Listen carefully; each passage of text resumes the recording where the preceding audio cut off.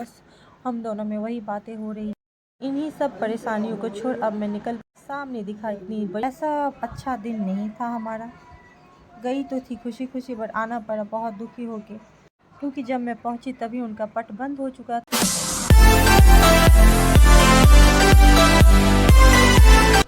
Hi everyone, तो आज मैं जाने वाली हूँ घर। घर जाने से पहले मैं नहा धो के रेडी होकर के पेट पूजा करने के लिए निकल पड़ी।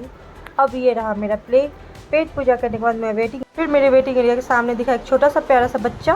उसको देखने के लिए मैं सोची आप लोगों के लिए भी कैप्चर कर लूँ। हाँ, थोड़ा सा वीडियो में नहीं दिख रहा क्योंकि मैं जूम नहीं कर सकती थी विदाउट परमिशन। फिर वहाँ से निकलने के बाद मैं अपने उड़न खटोला पे सवार होने के लिए निकल पड़ी। चलो चले दिल्ली। आज से खुश निकल ही रही थी कि तभी सामने से ट्रैफिक पुलिस ने हाथ दे दिया, तो बस हम दोनों में वही बातें हो रही। इन्हीं सब परेशानियों को छोड़ अब मैं निकल सामने दिखा इतनी बड़ी सी गुफा। इस गुफा को देख मुझे ट्रेन ऑफ बुसान याद आ गई। कुछ ही दूर चलने के बाद मुझे पता लगा कि हम लोग यहाँ से इसी रास्ते हम नाथ द्वार जा रहे हैं। नाथ द्वार मतलब मेरे शिव के द्वार। इन हसीन वादियों से गुजरते हुए अब हम पहुँचने वाले थे नाथ द्वार। हसीन वादियाँ ख़त्म होते ही हम पहुंच चुके हैं नाथ द्वार, जहां मुझे कोई स्पेस शिप वाली गेट नज़र आ रही थी इसी के रास्ते हमें जाना था नाथ द्वार की ओर। तो मैं चल पड़ी हूँ अपने शिव के द्वार। गई तो बहुत खुशी थी कि आज मेरे भोले से मेरा दर्शन हो ही जाएगा, पर ऐसा अच्छा दिन नहीं था हमारा। गई तो थी खुशी बट आना पड़ा बहुत दुखी होके, क्योंकि जब मैं पहुंची तभी उनका पट बंद हो चुका था। दर्शन कर पाना मुश्किल हुआ। फिर हम वहां से निकल पड़े अपने घर की ओर। दिल्ली कुछ इस हसीन रास्तों के होते हुए सामने से दिख रहा था, कुछ हॉलीवुड जैसा बना हुआ जिसमें मेवाड़ लिखा हुआ था।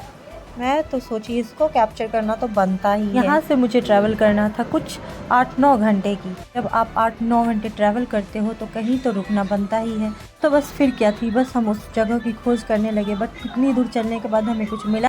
मीलों दूर चलने के बाद हमें कुछ मिला नहीं, तो हाईवे साइड ही बस रुक गए। जहाँ रुके वहाँ पीछे था बाजरे की खेत। तो हमारे लिपसिंग पे मत जाइए आप लोग, क्योंकि हम ब्लॉग शूट कर रहे थे पर ये बन गया मिनी ब्लॉग। थोड़ी देर आराम करने के बाद हम निकल पड़े अपने घर। फिर क्या थी, चलते चलते हो गई शाम।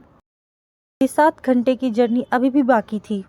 फिर शाम होते ही रात हुई। फिर हमें लगी भूख। सामने दिखा ढाबा, ये रही खाना खा के हम फिर निकल पड़े अपने घर की ओर। इतनी स्पीड देख मुझे फास्ट एंड फ्यूरियस की याद आ गई, जो हम लोग चल रहे थे। एक्सप्रेसवे ख़त्म होने के बाद फिर क्या, रात के बज रहे थे 12। अब लग रहा था कि अब हम टाइम पे घर पहुंच जाएंगे। इतनी लंबी ट्रैवल करने के बाद अब मुझे लग रहा था कि कब घर आए, बस घर आ जाए।